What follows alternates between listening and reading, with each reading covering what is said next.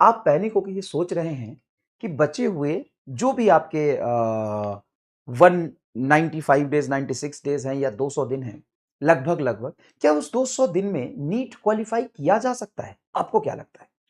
No 40% लोग बच्चे सोच रहे कि नहीं हो सकता सर, इतना ज्यादा कंपटीशन है, बच्चे पता नहीं 2-2 साल से तैयारी कर रहे हैं, पिछले मई में ही बच्चों ने एडमिशन सॉरी इस मई में ही बच्चों ने एडमिशन ले लिया था, उस समय से पढ़ रहे हैं, अभी 4-5 महीने वो आगे निकल गए हैं, 5-6 चैप्टर बहुत अच्छे से क्लियर कर लिए होंगे। फिर उनसे हम अभी से स्टार्ट करें या बहुत सारे बैकलॉग है, रिवीजन है, वो सब करते हुए हम कैसे कर पाएंगे? लेकिन 60% लोग कह रहे हैं यस। ठीक है, तो यहां पे आप सभी से मेरा बस ये सवाल होगा कि आपको लगता है नहीं है पॉसिबल? अगर नहीं है पॉसिबल तो अब नेक्स्ट व्हाट? नेक्स्ट व्हाट क्या करोगे? और देखो, पॉसिबल और इम्पॉसिबल ये सारी चीजें कोशिश पे डिपेंड करती है। अगर अभी ऐसे आपने सोच लिया कि नहीं है पॉसिबल और मन में समझ लिया कि नहीं हो सकता मेरे से, तो प्लीज आके तैयारी मत करना, क्योंकि सब कुछ गेम होता है साइकोलॉजी का और फेथ का। बहुत सारी चीजें दुनिया में ऐसी इम्पॉसिबल इंसानों ने करी है जो सच में पॉसिबल नहीं था।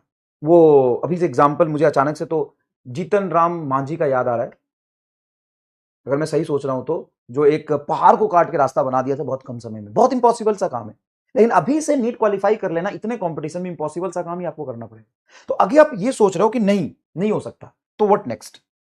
क्या आपके पास कुछ बैकअप है, कुछ और आप कर सकते हो? अगर आपके पास है तो जरूर से आपको वही करना चाहिए, कोई प्रॉब्लम नहीं, आप छोड़ दो, क्योंकि सारे लोग डॉक्टर ही बनी जरूरी थोड़ी ना।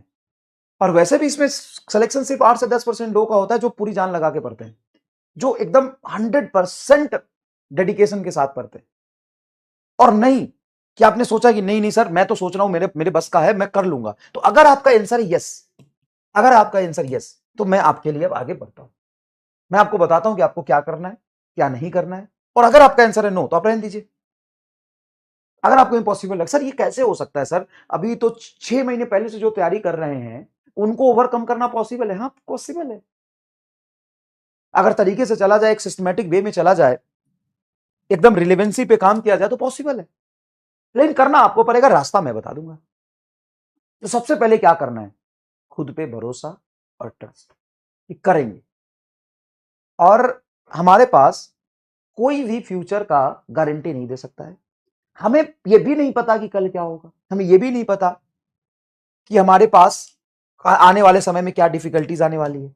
लेकिन हम अपने आप पे भरोसा रखेंगे ना, तो हो सकता है पॉसिबल। अगर तुम्हारे पास अगर ऑप्शन नहीं है तो क्या करोगे? तैयारी कोशिश तो करोगे ना। अगर तुम्हारे पास कुछ ऑप्शन है तो फिर उसको ट्राई करो। जब नहीं ऑप्शन तुम्हारे पास, आगे पीछे कुछ है ही नहीं, तो कोशिश तो करोगे ना।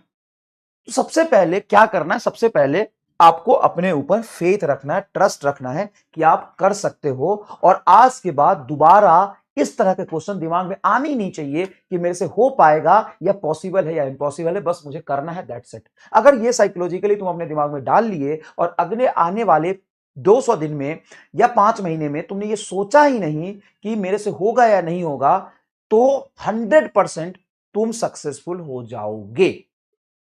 तुम आज जो भी हो उससे काफी बदल जाओगे, तुम में बहुत ज्यादा इंप्रूवमेंट आ जाएगा।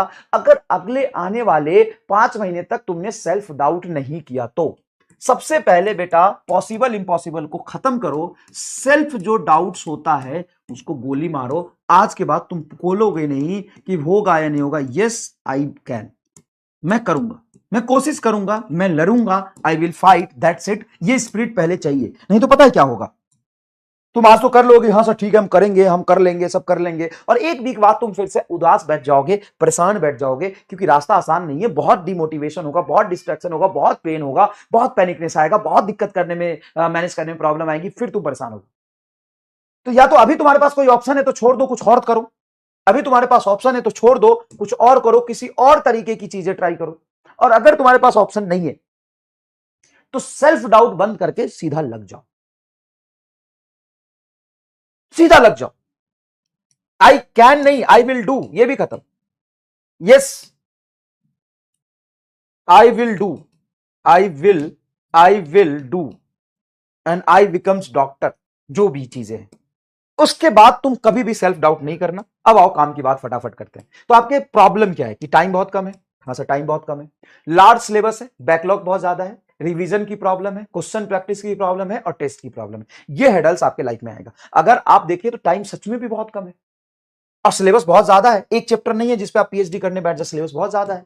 और सिलेबस अगर आप कंप्लीट कर भी लेते तो रिवीजन करना बहुत प्रॉब्लमेटिक है, फिर क्वेश्चन प्रैक्टिस कैसे करें, फिर टेस्ट कैसे दे, टेस्ट में मार्क्स कम आते हैं। तो ये आपके स्टेप बाय स्टेप प्रॉब्लम है। तो इसमें सबसे पहले हम चलेंगे कि आप किसी एक चैप्टर पे पीएचडी कर ले, कोई एक सब्जेक्ट पे पीएचडी कर ले, इसका सिलेक्शन नहीं होगा। आपको सिलेबस पहले कंप्लीट करना पड़ेगा, कब तक करना पड़ेगा, कैसे करना पड़ेगा, वो बताते हैं। सिलेबस 15 फरवरी तक आपका कंप्लीट होना चाहिए। तो सबसे पहले जो आपको गोल करना है कि तीनों सब्जेक्ट में 100% मेरा 15 फरवरी तक सिलेबस कंप्लीट हो जाना चाहिए, ऐसे आप टारगेट बनाओ और रियलिस्टिक टारगेट बनाओ कि 15 फरवरी तक मेरा सिलेबस कंप्लीट होना चाहिए।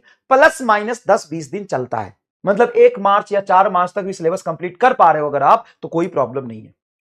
उसके बाद हम सोचेंगे कि क्वेश्चन प्रैक्टिस कहां से करना है, रिवीजन कहां से करना है, टेस्ट का एनालिसिस कहां से करना है, उसके बाद हम समझेंगे।